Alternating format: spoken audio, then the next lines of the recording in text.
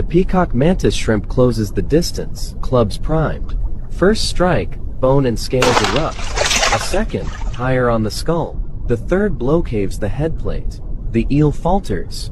In seconds, the predator is finished, its jaw.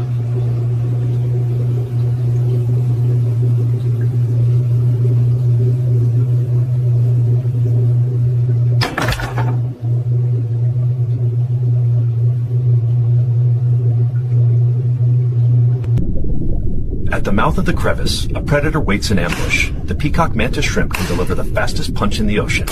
1, 2, 3 bone-shattering blows. The wolf eel's skull collapses, and the hunter retreats unscathed. Silence hangs in the water, broken only by drifting sand and